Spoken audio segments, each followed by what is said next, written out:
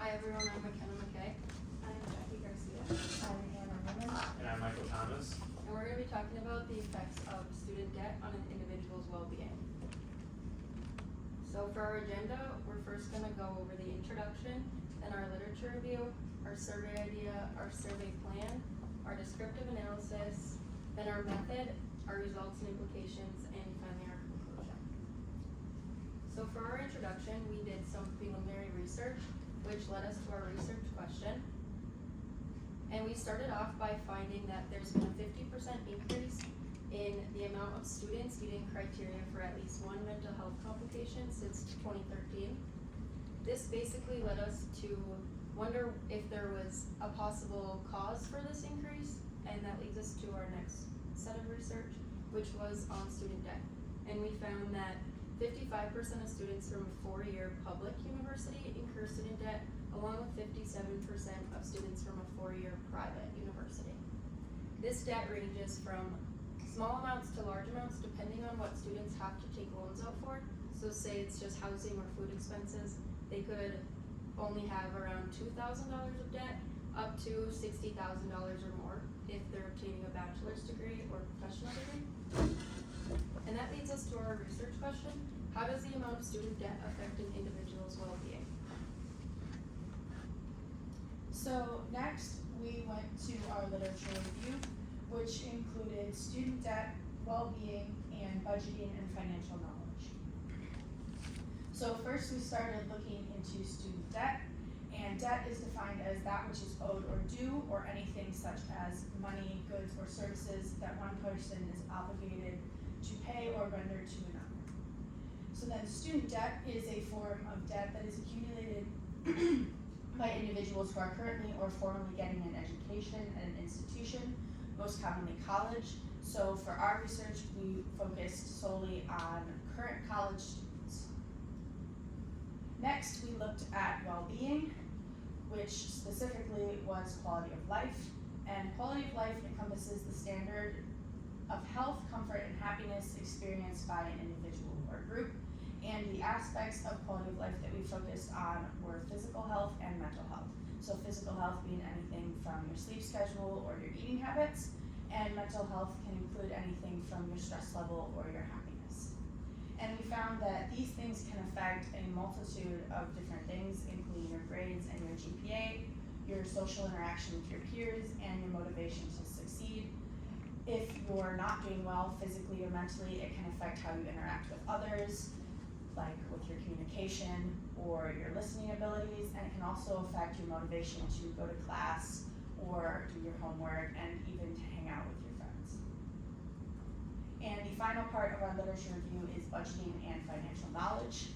When looking into this, we found that past research has shown a positive relationship between financial knowledge and financial behaviors.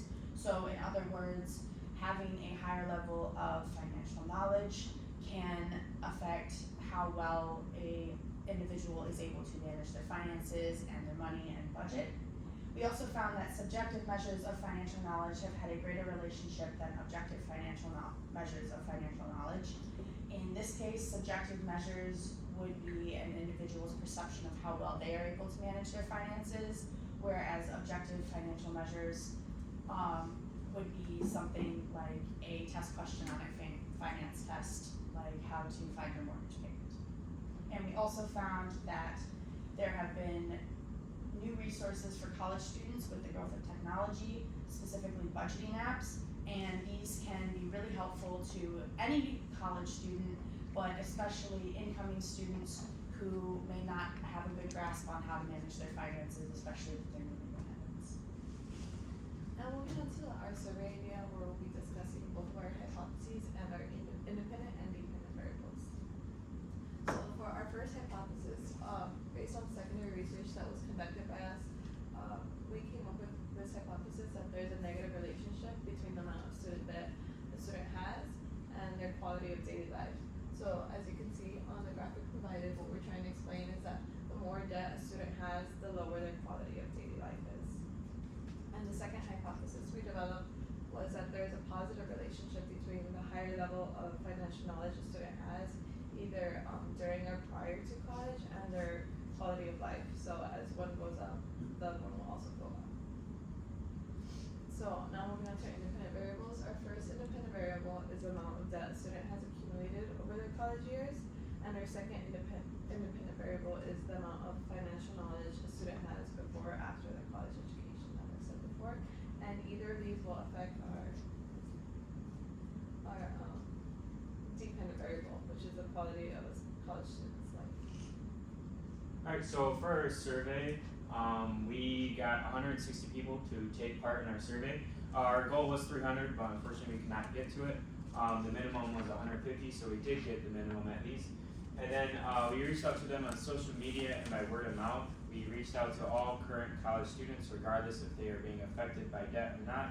And then we also had an age requirement of anyone over 18. We did not put a cap on it, just because there's different ages people attend college throughout life. It should take about 5 to 10, or it did take about 5 to 10 minutes to complete our survey. There was no evident initial benefits to the survey taker for taking the survey, but for us, we hope to find the purpose of our survey, which is the correlation between the mental well-being and financial debt. And then we also wanted to make sure that it was clear that our survey was completely voluntary. We were not forcing anyone to take it. And then the potential risk that we had with our survey is anxiety for the survey takers related to financial questions and mental health. We utilized a couple different types of questions to ask. We used both multiple choice questions, looking over their demographic, and then the student debt questions. We also utilized the Likert scale and the slider scale to measure the financial knowledge and their happiness scale, kind of ranging from 0 to 10 on those two different. And our survey outline, like I said before, it took about 5 to 10 minutes to complete. There's 25 total questions. We started off with if they have debt, how much, and what kind, and then financial knowledge. These were like quiz questions, kind of getting a better assessment on how much knowledge they have on it. And then their general well-being. This is just mental health, if they're getting sleep, and their overall happiness and well-being. And then their demographics, such as race, gender, and if they are employed or not. Alright, and our descriptive analysis, we started out with looking at the genders and to see if it was a more male-dominated survey or female. We found out that it was female by 67.1%. For race, 84.6% of our respondents were Caucasian, with 10.1% being Hispanic or Latino. Level of college completed, more than half of our survey respondents said that they completed some college but have not obtained a degree yet. The next highest category was the associate's or technical degree category. And current year in college, the majority, the biggest category was senior level students, and that could be due to the way we distributed it since we are all seniors. Employment status, most people of our survey said that they were part-time employees, with the next biggest category being unemployed at 22.8%. Marital status, the majority of our respondents said that they had never been married at 85.9%, and the next highest category was people living with a partner, but they didn't classify as married, and the lowest category was married respondents. So next, we are going to look at our method. So for our research analysis, we decided to use simple regression analysis. We imported our results from Qualtrics into IBM SPSS, and we utilized the regression option there. So simple regression analysis is a way for us to measure the relationship of one variable to another. So we have one dependent variable, which was quality of life, and then two independent variables, which were financial knowledge and student debt.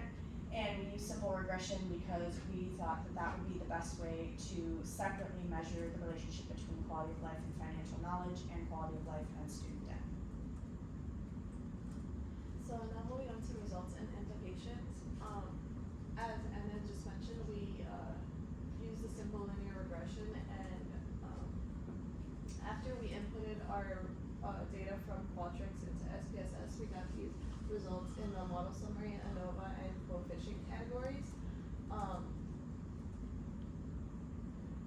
With the results from the data, we were able to develop a formula and get the result that for every level of of debt a student had, their quality of daily life decreased by 0.100.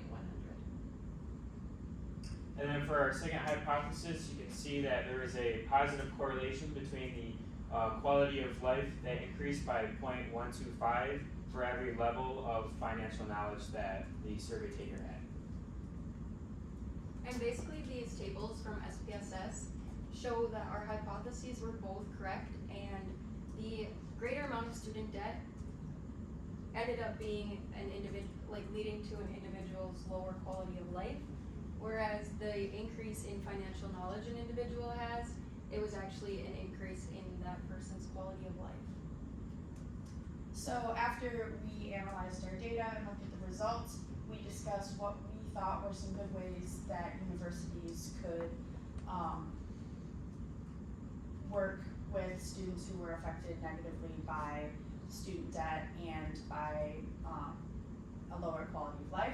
So some of these options were a mandatory seminar or class on financial well-being that would discuss how to manage financial stress, since it is such a huge issue for college students.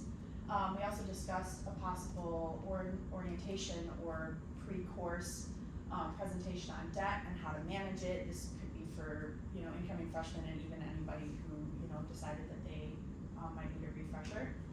We also discussed providing more information on scholarships, making them easily accessible, since there are a lot of times when scholarships aren't as available to students or they aren't as aware of it.